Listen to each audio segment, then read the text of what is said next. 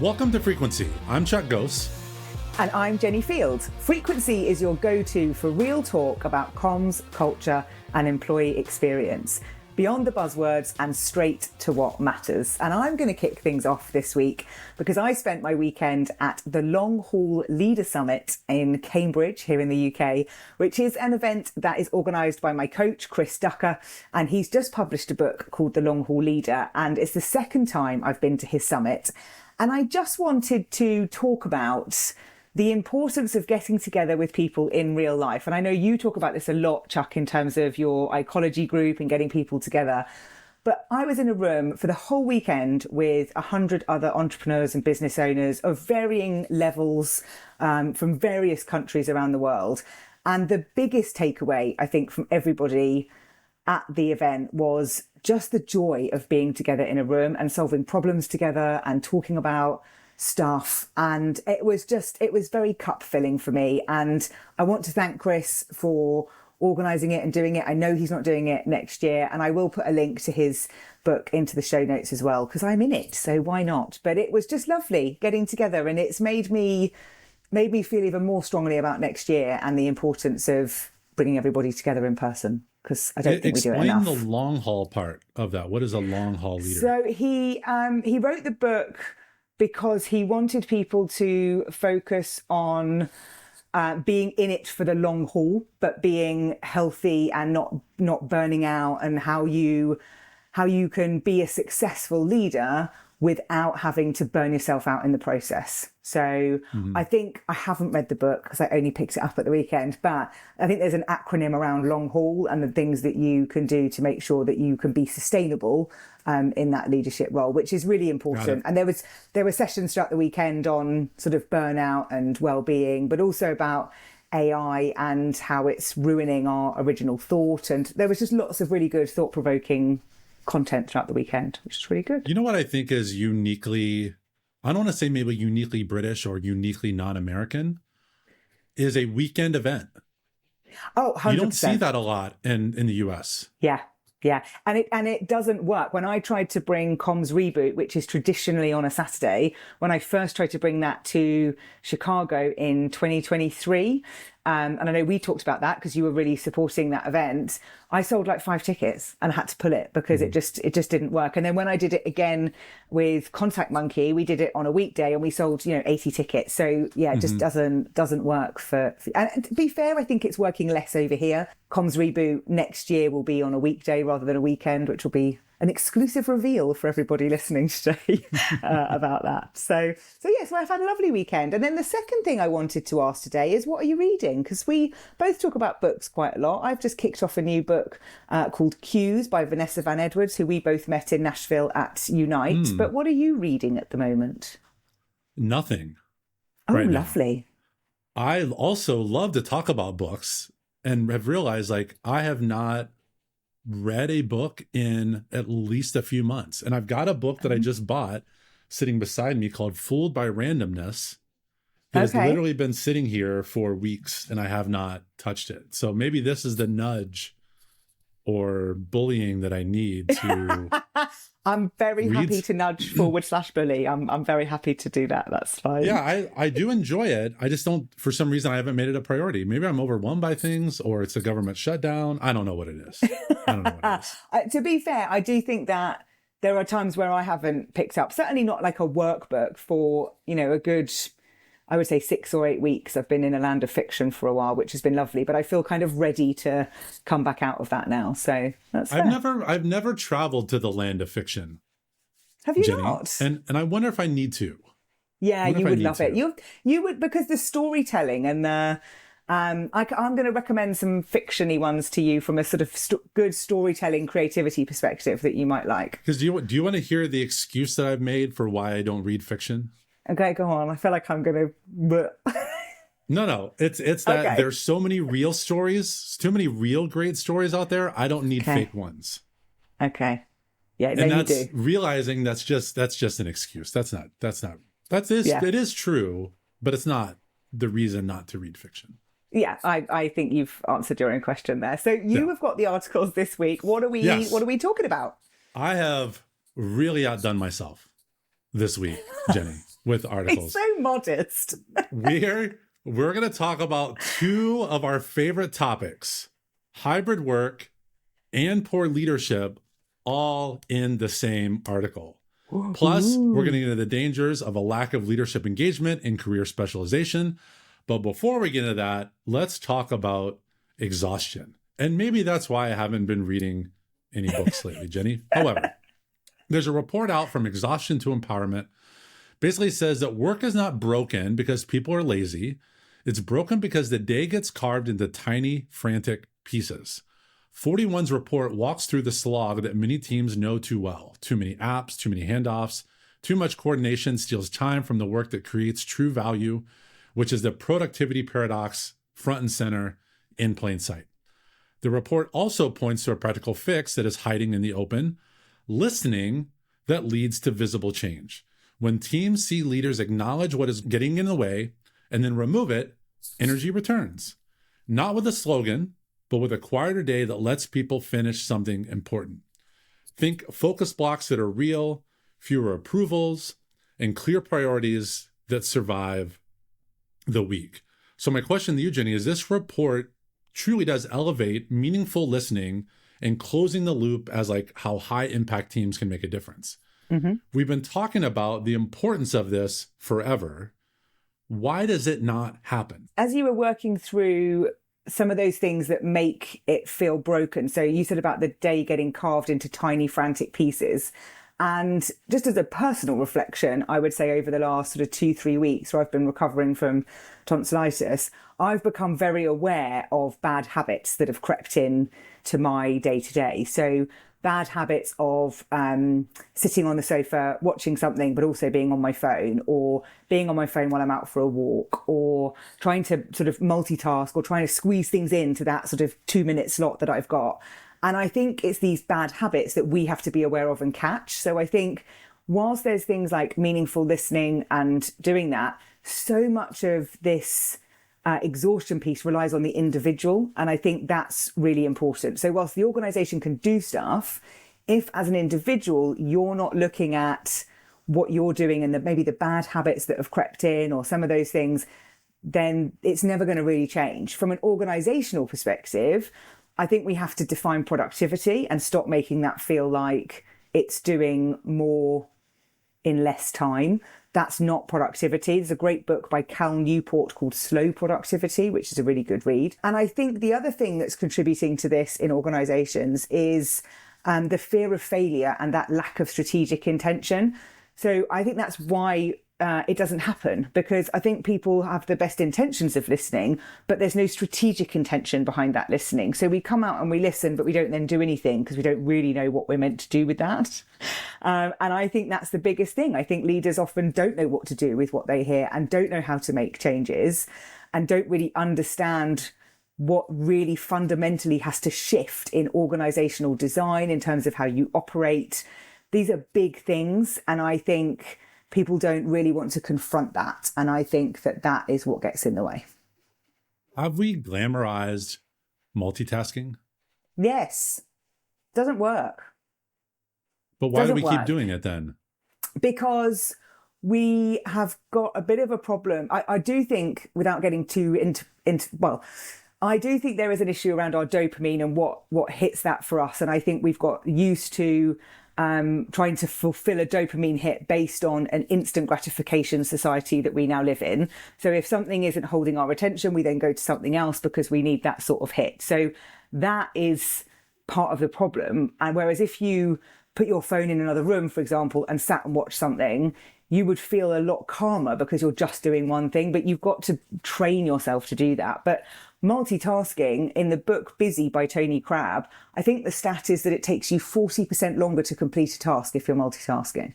It's a complete false economy. Yeah, I just wonder where that pressure comes for us to do multitask. Is it inherent on us? Is it pressure from the outside? Is it this crave for efficiency and productivity? Like you mentioned it, and I hadn't really thought of it in that way, but I just wondered, like, where does that ultimately come from? I do think some of it comes from ourselves. Like I was having a chat with Alia and my team the other week, and we can create a false urgency sometimes of I must reply to this, or I must get this done. And we have to catch that as a team when that comes in and just slow ourselves back down.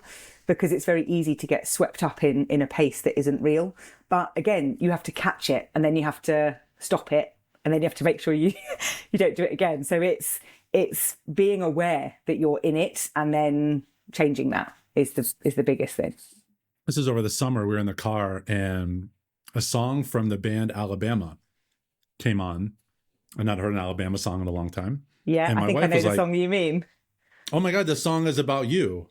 And basically, I'm not going to sing the song for everyone, but it's basically like, it starts like, I'm in a hurry to get things done. I'm in a hurry to get things done. Yeah. Right, blah, blah, blah. And at the end, it's like, but I don't know why.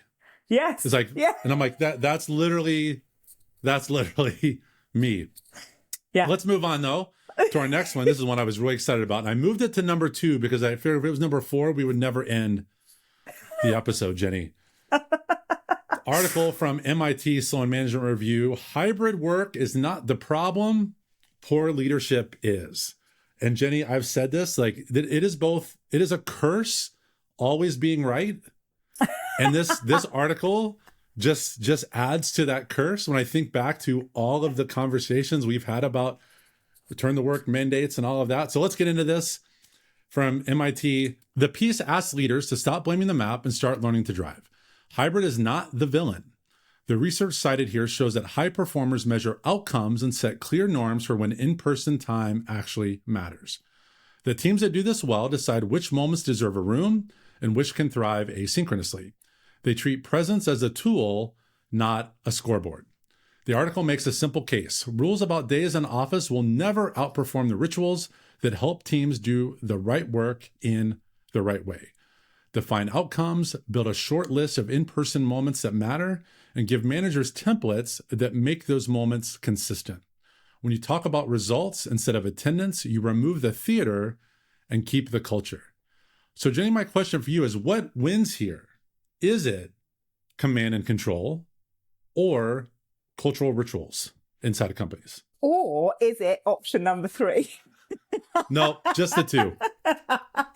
So it's still a complex topic. I 100% agree with the fact that hybrid is not the problem, poor leadership is. But the articulation... no but. You don't need a but there. That's fine. No. The articulation of this around what's required in order to make hybrid work isn't just about leadership. It's about how you operate. It's about your HR processes. It's about your policies. It's about all of the component parts that make up an employee experience. And the issue is that nobody's doing that work. So when it talks about the fact that when this works really well, it's because people have done this, this, and this. I have yet to find an organization that is doing this really well, because the amount of work that's involved to make a hybrid organization really thrive, or a fully remote organization to really thrive, is hard work. You know, people that have written books on this before the pandemic about remote work have said it is the hardest job to lead in a fully remote organization. And I just don't think the work is being done. So for me, it's not about command and control versus cultural rituals. You need some element of guardrails, or I like to talk about a freedom in a framework, right? That's not command and control, but you need those parameters in order for this to work. And then you need the cultural rituals on top of that help everybody feel like they're working for the same place. But I still don't think people are doing the work to really make sure that it's clear about what it feels like to work here and how you get things done and how that's different in a hybrid environment. I love the mention of rituals in this piece, to think about the things that happen inside companies that might be documented, but also might not be documented. And that's just the way things work. Mm-hmm. I don't know that everyone really thinks about that aspect of it. I know that some authors have talked about different rituals that happen at work, but I think it's good to reflect back on your own, either as your team or the company. And I always think about it from the standpoint of the movie A Few Good Men, where they're talking about like code reds. Mm-hmm. And when they're testifying at the end, they're like, well, where is it in this manual? Where is it in this manual? How did you know about it? Well, it's just part of the ritual on it. Mm. Now, I'm not saying there are code reds in the workplaces. Hopefully there are not, but there are probably some versions of a code red maybe in some workplaces. But I think it's to document that rituals exist regardless of whether you're remote, hybrid, or forced to be in the office 5 days a week. But I think some of those decisions were made without acknowledging the rituals that happen, how the rituals actually do support and drive culture, often without any sort of documentation or acknowledgement of it. But there is also, I think, a bit of a risk for that, because if you are a leader who is brilliant and you have those rituals in your team and you do that, but the wider organization doesn't have that, there is a disconnect and a risk of how that employee feels in the broader sense, because they might love being in your team, but actually the rest of it isn't doing that. So that leadership piece and that employee experience and that broader piece about the whole organization has to exist. My worry is that the hybrid work is going to create more silos of cultural rituals that exist within teams that doesn't go beyond that team and into the organization. And therefore, the employee experience and the engagement as a whole in the organization is impacted because you become this sort of little bubble of something. We're going to move along now to Nectar sharing with us that employees say only 59% of leaders are actively engaged. The headline is blunt, basically saying probably more than half of employees see their leaders as truly engaged in the workplace. This piece connects that perception to a very few specific leader habits. Recognition that happens on a steady cadence, leaders who show up in work and not only in the broadcast, small visible actions that employees can point to and say, that actually helped. This is useful for internal comms because it turns a fuzzy idea into repeatable behaviors. If engagement rises when employees see leaders recognize progress and remove friction, then our job is to script those habits, make them easy, and measure what employees notice. The win is not a shiny memo out there. The win is a weekly action that proves leaders are actually paying attention to the work. Jenni, the research links weekly recognition to higher perceived leader engagement, when it is perceived leader engagement. Is that realistic for managers, or are we simply expecting too much out of them? I don't think it's expecting too much, because I think when we talk about recognition in this context, I think sometimes people think about massive, big recognition schemes and all of those things, whereas actually recognition is, thank you, that was great. That is also a form of recognition. And I think sometimes it's made too big, and then it's made to feel like I haven't got time for that, that's too much. Whereas actually recognition doesn't need to be something huge, and it can be something very small but very meaningful to that individual, because everyone likes to be recognized in different ways. So I think that's important. And I also don't feel like you can say that's expecting too much, because recognition should be part of the week. And I am not good at recognition, because I'm like the Simon Cowell of that. Like, if I give you praise, it's because you've been exceptional.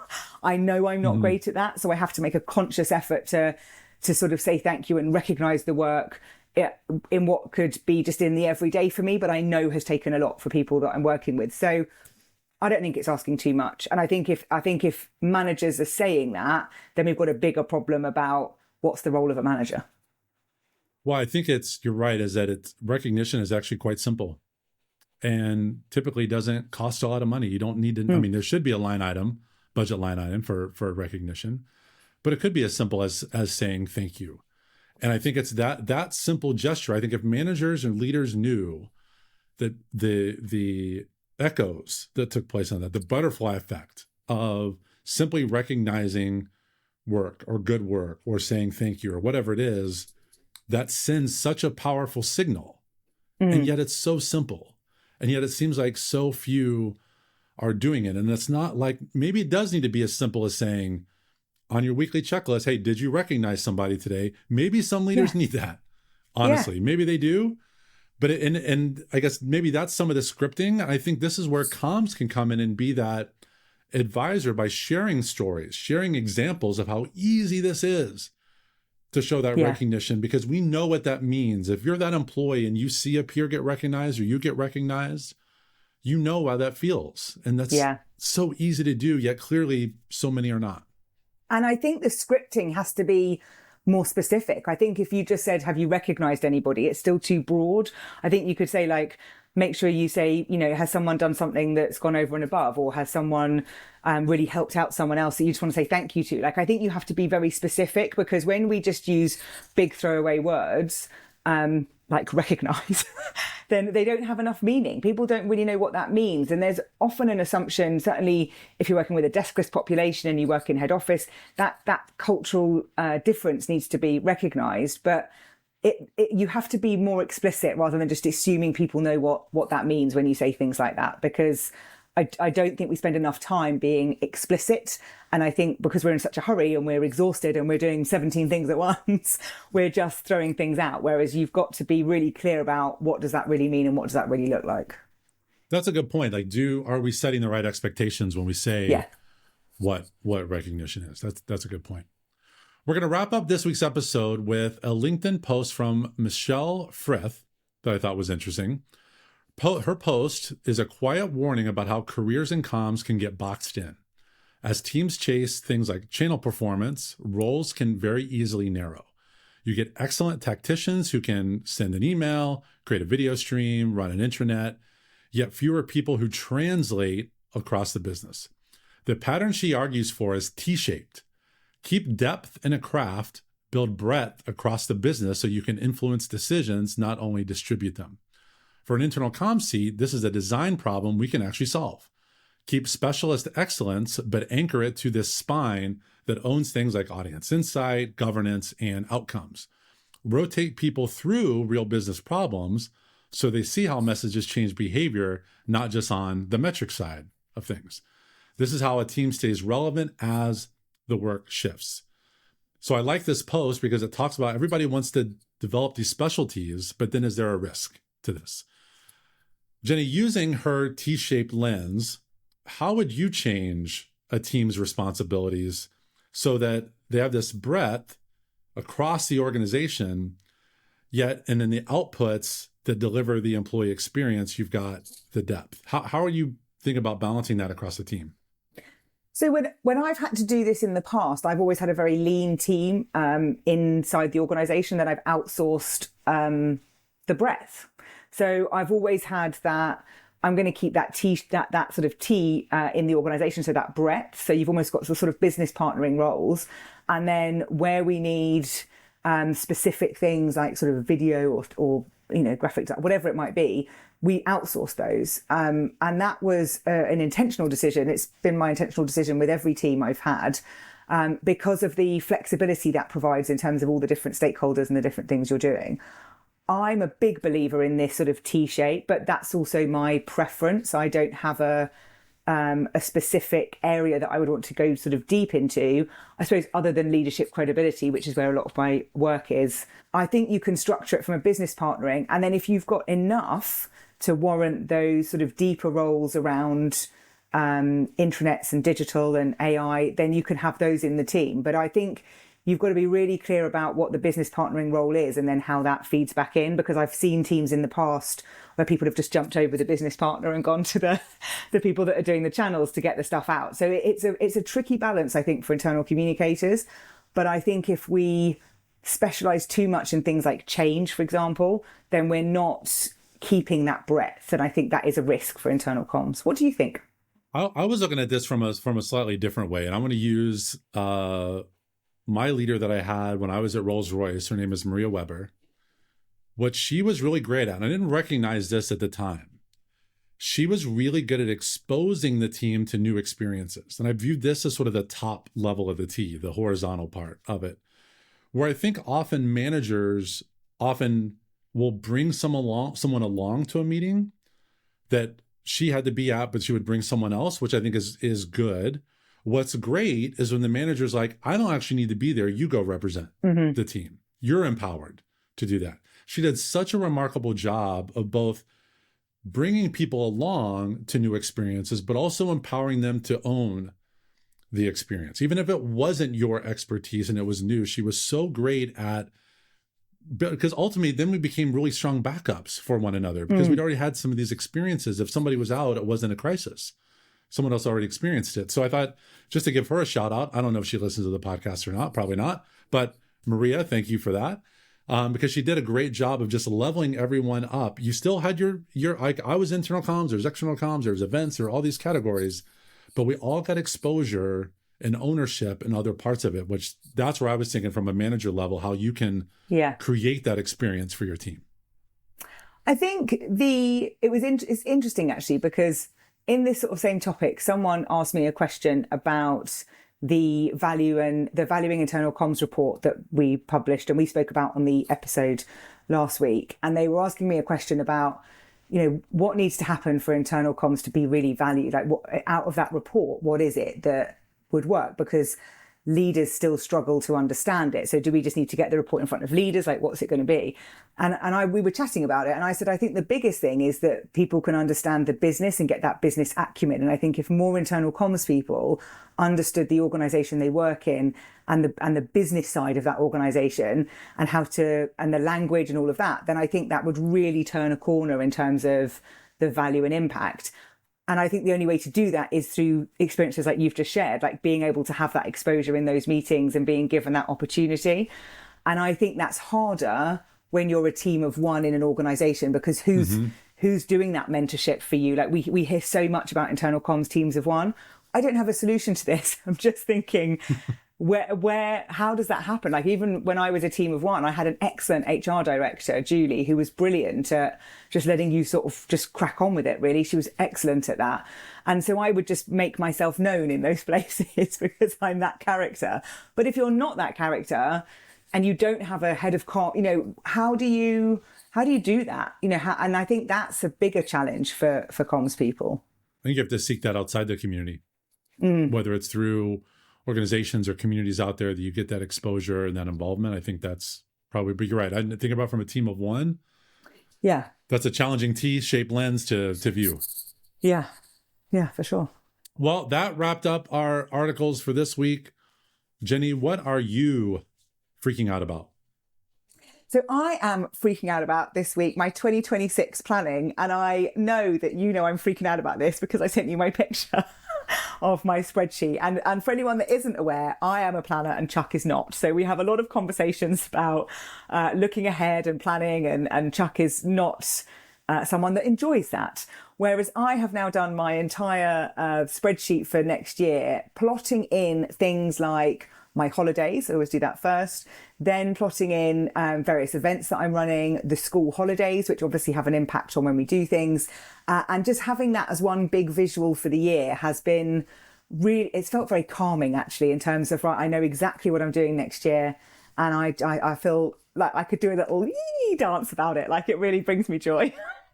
So that's why I'm freaking out about it. When you showed me the screenshot of it, I was intrigued by it because I'm not anti-planning. First off, I have plans. They're just not always things that I think to document. Like, I'm not saying it's the right thing to just keep things up in your head, but it's not my natural state to put things down on paper or spreadsheet or calendar or whatever.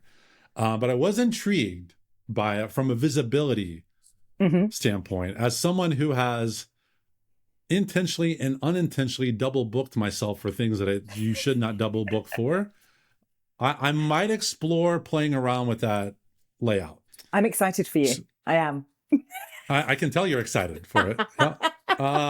My freak out is actually based off of something you talked about in recent episodes. You talked about how excited you are about Christmas coming up in the winter holidays. And all of a sudden I had this very adverse reaction to it, where I started stressing out about decorating for Christmas. And it's a bit of a joke in our house that's not a joke, about this baggage that I carry about decorating for Christmas. I truly don't enjoy it. I like the decorations, but when I think of, to go back to productivity and efficiency, and I'm like, I mean, to do all this work for things to be up for like a few weeks, and you're just going to turn around and pack it all right back up. I've got to work through it. I recognize that, but I realize it's actually generational, Jenni. So it's not entirely my fault. So I have a December birthday, and my mom would not let us, and as a house, decorate for Christmas until after my birthday was over, which is December 10th, in case anyone wants to send any gifts. So really, holiday, it was just up for a couple weeks. And I guarantee the 26th stuff was coming down in the house. I later learned in life, as we all do, parents lie to children. It had nothing to do with my birthday near Jesus's birthday. she just did not like decorating for Christmas. So she delayed until like 2 weeks prior. I have just simply inherited that from my mother, as we all have inherited things from our parents. Yeah, I love decorating. Like, in fact, I've had a mild panic because we host people the first weekend of Christmas, and it's sort of sneaking up on me this year. And because of where it falls, it means that the weekend before isn't December, and I can't decorate before December. So I was like, oh my God, I'm going to have to decorate like Tuesday night to make sure we're decorated for the weekend. So I was just like, oh my God, I've got to sort of plan this in to make sure that I'm around to do it, and ask my husband to get all the things down from the loft that then go all the way back up in about 4 weeks. So there it is. That's there just it. That's the gripe. Well, with that, thank you all for joining us this week. All the articles that have inspired this conversation are in the show notes, and please do not forget to rate and review after you've listened. Subscribe so you don't miss another episode, and pass this along to someone you think would enjoy listening or watching, because you can also find us on YouTube. Thank you to Poet Ali for contributing the music to the show. We're back every Monday with more news, insights, and opinions about everything comms and leadership and workplaces today. Keep tuning in and turning up.